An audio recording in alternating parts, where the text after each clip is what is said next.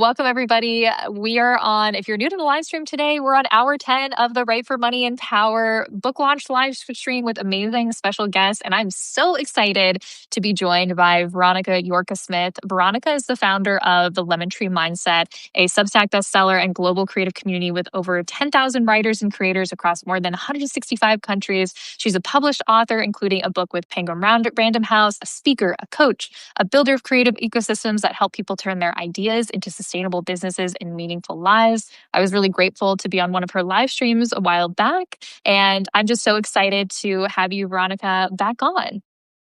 So exciting.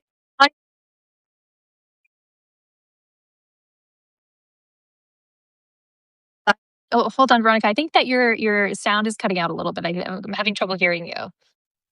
Okay, maybe the audience can tell us as well. Cool. I think you're coming back on, but you're like coming in and out. Are you using headphones? And if people in the audience, if you can let us know if you can hear. Oh, let me know if you can hear me. That would be great. I'll talk so that you actually see if you can hear me. But yes, very excited to talk about writing, growing a writing and speaking business. Amazing. Awesome. You're back. Perfect. Sometimes Substack Live, I feel like, is just like buggy, as we found out in the past. So one thing that I want to say is that you built the Lemon Tree Mindset into a global creative community. When it comes to the way that you built that creative community, what does creative power mean to you? And what does that phrase mean to you when you're empowering your community and bringing them together at the Lemon Tree Mindset? Sure. So thinking like more broadly about what I think is about creating nowadays is that we don't have gatekeepers anymore. And I think that people like you're publishing a book. It's amazing, by the way. So it's that people see it. And I know that you self-published a book. My every thought it's a big book that I published like 3 years ago. I self-published it without any gatekeeper, without any publisher. But same thing, no matter what you want to do today, what I think is amazing is that there are no barriers between you and your potential audience or clients or speakers or readers. And the same applies to a coaching business. Like I grew a coaching business without having to have a physical space. You can grow a six-figure business, or in your case, even seven-figure business. I'm not there yet, without having an injection of capital from investors. You can grow this community without having to have like an actual publisher because you are the publisher. And so that's what I tell my communities. When you have an idea, when you have a vision, we have so many tools, many of them free, that empower us to make that vision come to life. And that's what, to me, creative power means. It's being empowered to create and reach thousands and hundreds of thousands of people. And that's exciting. It's very exciting. And I love what you've done with your community. And one of the things that you talk about is mindset and strategy of two sides of the same coin. Why do you think so many creatives either focus on one and neglect the other, especially when it comes to mindset? Yes, very interesting. So the lemon tree mindset has that name for a reason. And for me, just to give a little bit of background, I come from the corporate world and I started this creative venture when I was unemployed. I was already 40. And so I had to work a lot on my mindset. And so that's why I realized that so many of our limiting beliefs are here, right? Like they're not external factors. A lot of it comes from within. And if we don't address those barriers that come from within, it's going to be very difficult to move forward because we're going to have things like imposter syndrome or fears or thinking that we're going to be judged and criticized.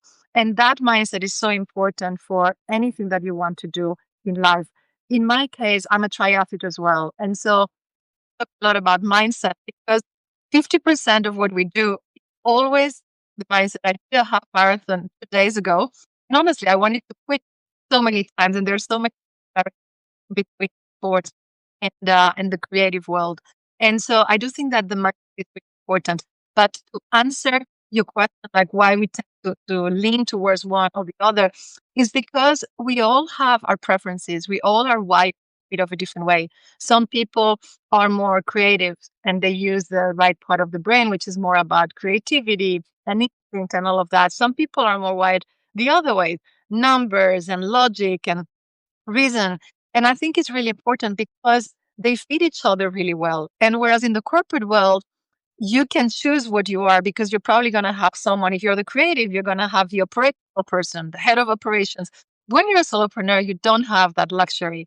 And so that means that you have to constantly develop both parts of the brain. Many people are extremely creative, but then they get lost with processes. And so that means that you're probably going to burn out at some point because it means that you're just relying on doing more and creating and that part without really operationalizing what you do. On the flip side, I also know people who are extremely good with processes and systems, but then it feels a little bit inauthentic. It's like, okay, you're fantastic at using AI, but what about connecting with people? What about sharing your story? What about bringing that more personal element to what you create? And so that's why I think it's really important to balance both. So this is a question for the audience. Are you more of the creative and the person who is driven by instinct and nature, or are you more the logic, the reasonable person? And so what do you need to do to balance both? In my case, I definitely try to keep a little bit of a balance. If it was up to me, I would just be writing and writing and writing. Okay? But at the same time, sustainability is very important. And so that means that I have to think in terms of scaling and systems and how I can make the most of my day, especially as a mompreneur. I have 8 hours a day. So I really have to be very, very streamlined and effective in the way that I operate. No, I love that. And I also love this emphasis. First of all, every time I open up my Substack notes account, I see a picture of you holding a medal. And I'm like, Veronica ran another race. That's crazy. And so congrats on doing a half marathon recently. And I know that you said that you're training for an Ironman next in China, which is so cool. And I think that I love this idea. I think a lot of us writers, especially, can get really in our heads. And I've found, especially, that getting in our bodies can help a lot more too. And I love that highlight. I want to highlight one thing that you said about leaving the corporate world. And I know a lot of people who are watching this are maybe thinking about that transition of starting to be more focused on their creative career. What did the reinvention of leaving the corporate world teach you about confidence and self-trust? So honestly, it made me very humble because when you're in the corporate world for many years, and in my case, I had been there for more than 15 years. I had big titles, I had big companies on my resume like Apple or Estée Lauder, so Fortune 500. And so the trap in the corporate world is that you tend to associate yourself and your identity with the company that you work for. And it was very comfortable for me. Yeah, I'm Veronica from Apple. Oh, wow, what an amazing company. And so you kind of create this illusion that you're a bit of that company. And that works if you are in that world. I was paid by headhunters all the time. I had people connected with me on it just because it was so cool that I got. And then when I left the corporate world, it was really the aha moment, this realization that working at Apple, it was just title. Working at Estée Lauder, it was just title. You are not a job title. And I think that's something that when you are in that world, you have a little bit of tunnel vision because you're very much reduced to where you are in the ladder. And so that's a little bit about the shift of, oh wow, I really have to create my thing.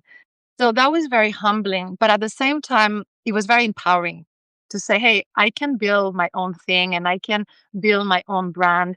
And so I think for me, the confidence came more in trusting my own vision, trusting my own voice, and saying, actually, you don't have to have big confidence in the resume to make an impact. And in fact, there was one day that for me was a bit of a big moment, even though it was something very small. I always used to put on my resumes on LinkedIn, on my bio, or even on my Substack that I was an ex Apple or an ex Estée Lauder because I felt that it gave me that credibility. And there was one day that I said, I don't need this anymore. And of Ooh. legit, I do a lot of public speaking, and I always mention my corporate background because that's credibility will help to share my story and know where I'm coming from. But I felt that that was no longer who I was, and there was no need for me to lead with that first. And so today, for me, it's much more important to say that I'm a mompreneur than to say that I work at Apple. Yes, that was my previous job. It was a job. Who I am as a mompreneur, that's my identity. Being an author, having published books, that's who I am. And so I went from this is what I do in the corporate world to this is who I am. And back to the point of confidence, I think you gain that confidence when you're really in alignment with your identity, with who you are, or who you want to become, even if you're not there yet. So that's the big shift that going from corporate to solopreneur meant in my life. It's beautiful. And I think that a lot of us struggle with trying to figure out, because we're always told we need to have social proof. We need to prove that we are worthy. But I love this idea of creating an identity that feels really authentic, and kind of understanding how, as a creative, to give yourself permission to be really authentic and not necessarily cling to titles that served you in the past, but maybe you're transitioning into a different kind of world. And one thing that I love about what you've built is that the Lemon Tree Mindset, your Substack, has an incredible community and it's at the heart of everything that you've built. What do you think most people misunderstand about what it actually takes to grow a strong community, a creative community here on Substack and also beyond? I think the big thing that we about numbers, because numbers, it's something tangible, it's that everybody understands. And so we tend to go much more about volume than we go about depth. And sure, there is value in having followers and having these big, but to me, this to be able to, it was not so much about the numbers, but it was really about talking to the right people to grow your community. And what I mean by this is let's talk about numbers so that we make it much more tangible. Today, I have a bit over 30,000 subscribers. That sounds like a number, maybe for some. Definitely for me, when I started from zero almost 3 years ago. And the reality is that out of these 13,000, only around the 10% is really, meaning when I check the open rate, for example, when I check the engagement, and that it really is the epicenter of everything that you're going to create.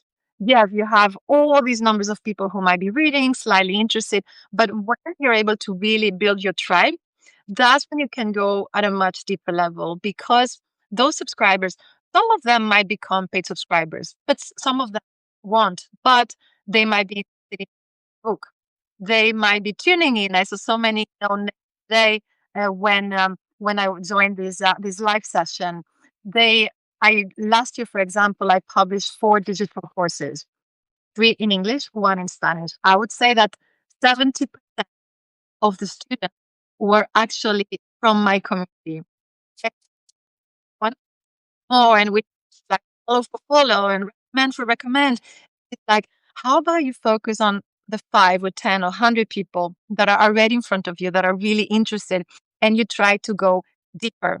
And that's what I do with my members. Like I have a chat where we all collaborate. I collaborate on average, I would say 5 to 6 times with members from my community.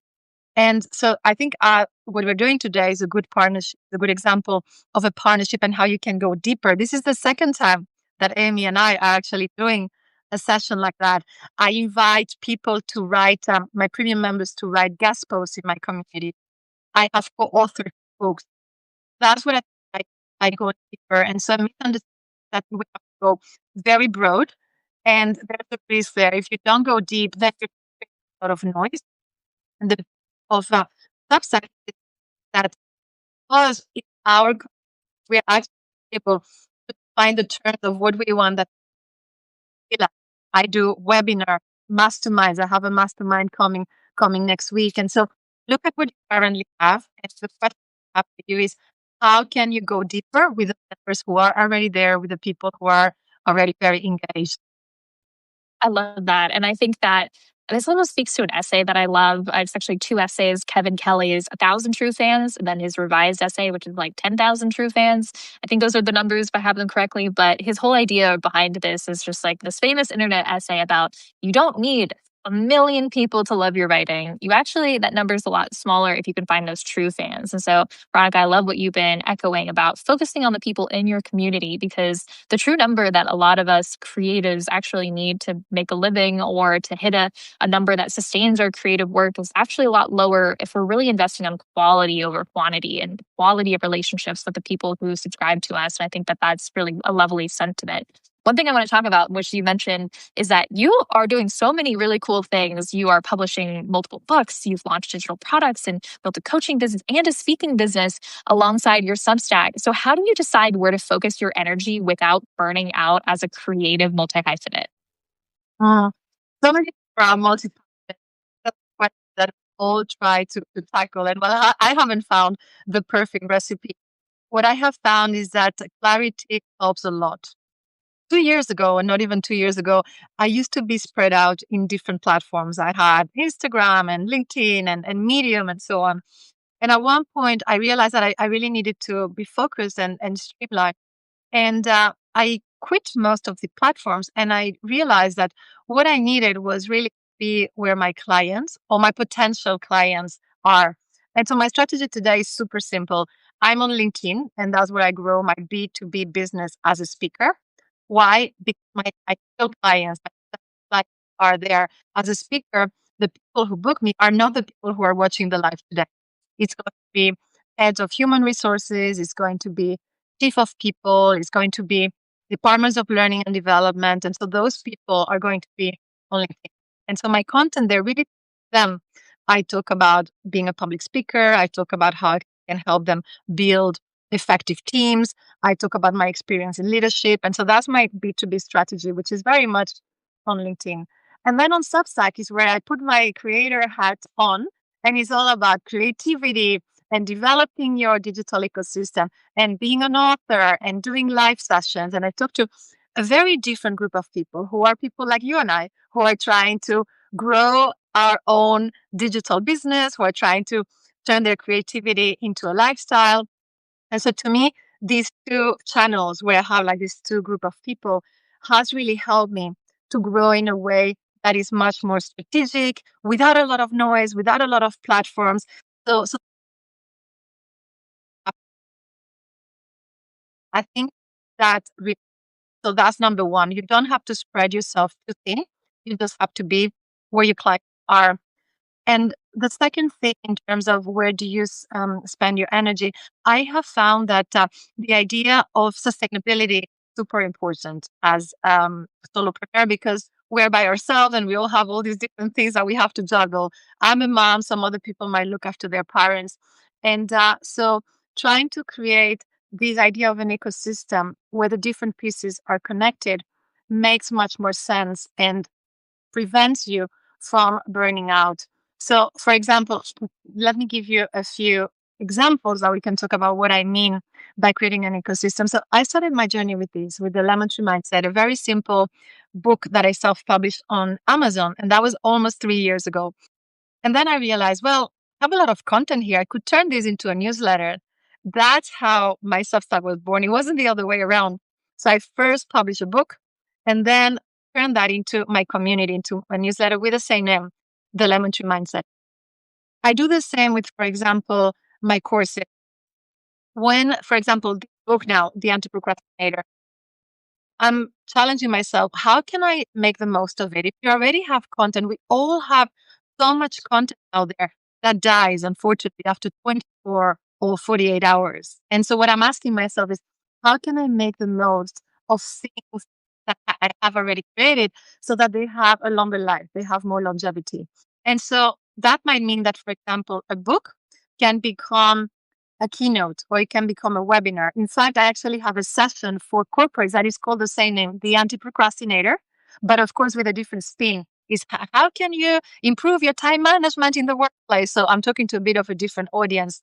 But this is what I'm really very, very focused on is how can I use what I have? And it's a little bit the octopus strategy, like giving it multiple legs, multiple tentacles, so that I can turn it into different products, different services. I can cater for different publics, whether it's corporate or whether it's B2C, it's consumer. So that's something that I think really helps is trying to not always creating more, but really trying to see if I can give a longer life to what you already have. I love that. And I love this idea of what you painted of the octopus, which is maybe a core belief or perspective or set of experiences you have. And then from there, weeding out these different products into the world, whether it's a book or a Substack and things like that. And I think a lot of creators don't think about how can I have like an idea or a concept or a set of teachings, and how can I put it in different packaging, because so many people learn in different ways, whether some people learn by reading a book or being on a live or something like that. And so I think by having the teachings that you have and the knowledge that you're sharing live in different formats is really powerful, because it allows people to consume it in different ways. And I think that that's really a kind of like a unique thing that I really love. So in the chat, Kyle asked, what corporate skills turned out to be unfair advantages as a solopreneur? Ooh, I like this. And if you have lemons in your fridge right now, what are you most likely to do with them? Okay, the two questions. So some of the well, to be honest, one skill that I didn't even that was a skill that I took for granted. It, when you've been in the for I realized without knowing that I knew exactly how the companies think, what matters to them, what language they use. When I'm going to pitch, for example, for the webinar, I know what the head of HR is looking for. They want to increase employee engagement, they want to increase retention, they want to make sure that there's a better sense of belonging in the team. If you're talking to the head of sales, it's all going to be about pipeline management and efficiency. And so when you know what your audience wants and when you understand their language, it's much easier to make an impact. So I would say that it's just like a language. My mother tongue is Spanish. And so when you speak that common language, whether we're talking about the business language or any language, you're much more likely to really understand your audience. So I think that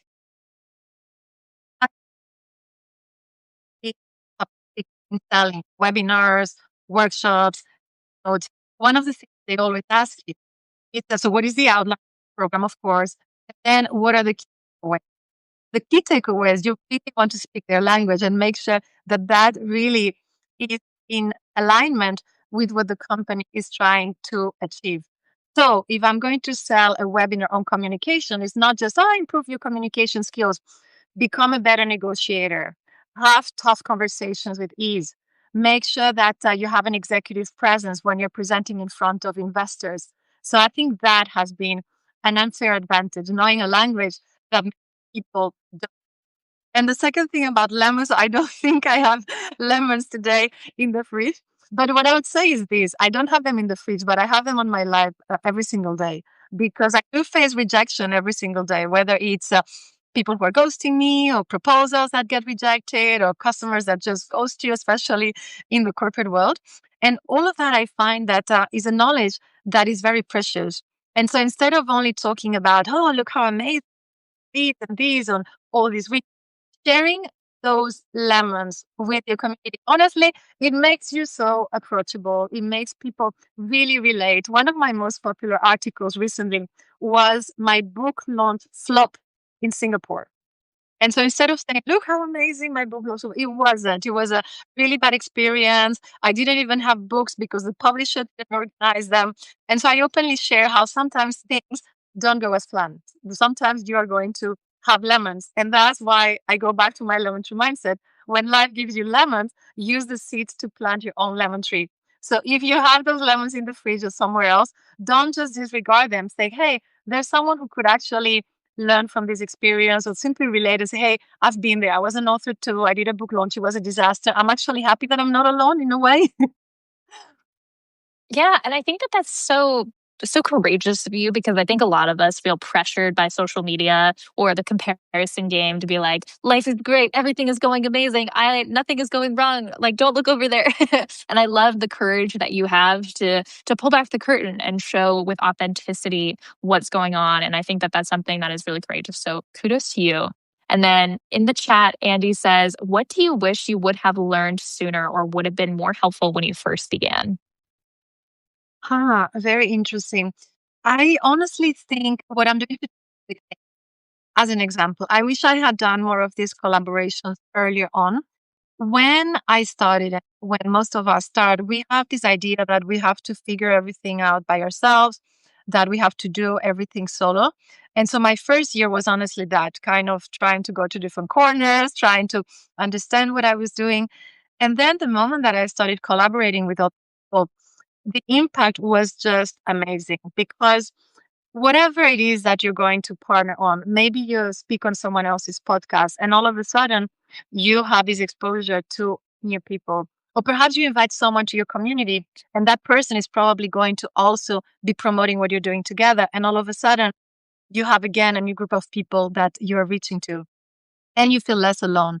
So when I wish that I had done more of these, whether it's guest posts, joint webinars, live sessions, because it just really helps you go faster and get farther. And in running, in sports, we say that together we run farther. And I think it's true. It's the same in sports. I'm able to go farther if I'm with people, if I'm surrounded. And going with the people who are a couple of steps ahead of you, that really gives you motivation and it gives you inspiration, but also helping people who are behind you. It kind of empowers you to say, hey, I have a bit of a responsibility as well to help people who are on this journey and they've trusted me to help them. So I think collaborating with others is something that we can never do enough of. That's beautiful. And I second that completely. I think that this is such a great supportive community on the Substack with a lot of us publications trying to help and support each other and other creatives in different fields and share what we've learned. And I think that that's such a special space. One thing that I know a lot of creatives have trouble with, writers, creatives of any kind, is that especially when us creators are trying to figure out how to monetize our work, a lot of people struggle with this feeling like they're selling out, which I know is like a feeling that can feel like a society pressure of like, oh, don't sell out for your art. But how do you reframe money and monetization for the people that you work with in your community? Mm, I really struggled with that, and it's something that I'm still overcoming. I know that most creators also struggle with that, and especially women. We tend to feel that we have to give so much. And just to give more context on that, as women in particular, we're very often asked to do things for free. You have no idea how many companies ask me to speak in their event for free because they like to give me exposure, or it's going to be an amazing opportunity because they're a big company. And unfortunately, many people say yes, and so we lower the bar. And so for me, one of the things that was a bit of a shift moment was to kind of go a little bit deeper about the topic of monetization and think to myself, do I want to deliver value to my community? Do I really want to make an impact? Do I want to create something that can benefit them, that can help them with the transformation? And if the answer is yes, and if I'm truly at my heart that I am delivering value, then I think monetization is a logical, a logical result of that because people pay for what has value. So I took the conversation with my advisors. I do add value to them that we pay because otherwise, when you don't value yourself, other people are not going to value it. And it's makes psychology, but when things don't have value, people are value them. Like with coaching sessions, for example, with the price of subscriptions. Um, Luckily, Substack has a minimum of $5 per month because otherwise, many people like me would have tried to put $3. I don't think this is valuable enough. And so I think we first have to do this work of mindset of really believing, hey, what I'm offering has value. It doesn't matter if it's art, if it's a service, if it's a product, if something has value, then I think is legitimate. And I think we should put a price because that helps us as a community of creators. And so I very often tell people it's okay to do a mint. Don't feel that you have to get video very cheap because of I do work, for example, for a charity for Expo, and I want to. I work with chambers of commerce as a speaker. I do that for free because they give me incredible exposure. I'm going to have an event next month with a friend of commerce because they're going to open their me, and that gives me a lot of exposure. Now, when someone tells me, "Can I pick on your brain? Do you have 2 minutes to?" I'm like, "Well, I can't explain this in 2 minutes. I think I can help you with this, or maybe I can't. But if I think that I can help you with this, then these are your options. You can have my free content here. You can become a free subscriber and join my webinars, or I would love to help you on a one-to-one because I think that I can help you with a strategy." which is my area of expertise. And so monetization and confidence to me comes hand in hand. And being able to say that you charge a certain price and being comfortable with that without feeling that we're selling, without feeling that you're pushing anything. But I've become much like, because these are my boundaries. When you're saying yes to something, you're saying no to something else. And so being very mindful and respecting your own time, your own value, your own prices. So that has been my journey. And I know that this is also very important for you. In fact, if you want to show your book, I know that is about power through writing. Yeah, no, and I think that like one thing that like, and I agree with like second to everything you said, like absolutely. I think that like one of the thing that I talk about a lot in the book, and I think that like us creatives have kind of figured out is this idea of not only just creating value for people, but like framing it as, especially for freelancers, like if you solve a problem for somebody, that problem is worth something, and to understand that your work is worth something because you're solving problems. And in the chat, Gunnar said, impact makes the real difference with intrinsic motivation. And I think that when we're making an impact and we're intrinsically motivated to, sometimes it can be hard to put a dollar sign on it and being like, well, I just want to do this because I love it. And like, this is really enjoyable, but we still have to kind of show up and say, hey, we solve problems. And in the chat, Shabam says, well said, we need to trust oneself. And Ashley says, hello, Veronica and Amy. Great to see you guys live. Nice to see you, Ashley. And Ashley says, collapsed. Yes, I think that that's all really great. One thing that I want to say that I am super excited for, you, Veronica, very kindly are giving away a paid subscription to the Lemon Tree Mindset, one in English and one in Spanish. And they're both annual subscriptions. Very kind of you to give those away to somebody watching live right now. And so for the live audience, the question that you can drop in the chat to be entered into the giveaway is, what's one small action you're taking right now to turn your creativity into a lifestyle? And then after I finish asking Veronica some more questions, we'll go and read through your responses and she'll pick a winner or two. And so again, what's one small action you're taking right now to turn your creativity into a lifestyle? And then in the chat, we'll move on to the next question and give you guys some time to type your answers. Mary Beth Kaplan in the chat says, as a mom, what does your general work week look like? How many hours do you dedicate to your work? Mary, I love this question because I actually wrote about more on notes on Substack. I actually wrote a note about being a mompreneur and the Mompreneur Guild. And to be honest, the first thing is that I have to be very happy that as a mompreneur, my kids are still quite young. I can't afford to have a super firm schedule, so I have to be super flexible. And I always joke that my business grows during stolen moments. The kids just left. I was just go now because I have to jump on the live stuff. And it's to say that I'm very flexible and I deliberately avoid having a set schedule because I don't want to feel that I love the corporate world because of I wanted flexibility to not have that flexibility. So it's not like I have a super fixed schedule of this is what I do every single day. And now that actually gives me a peace of mind. And it reminds me of why I decided to become a mompreneur in the first place. To give an average of what I think I do, because as I said, stolen moments is a little bit hard to clock in and clock out. I would say that maybe 5 hours, 6 hours some days. If my kid is sick, then I'm not able to do anything and I just become a mom. I'm no longer a mompreneur. So that's why back to my point before about building an ecosystem so important, doing things that can really have a ripple effect, the octopus strategy, right? Of doing one thing that can have more legs. So that's a little bit I wake up very early also because I'm an introvert. I exercise, I prioritize exercise. I find that when I'm running, that's actually my ideation process for my work.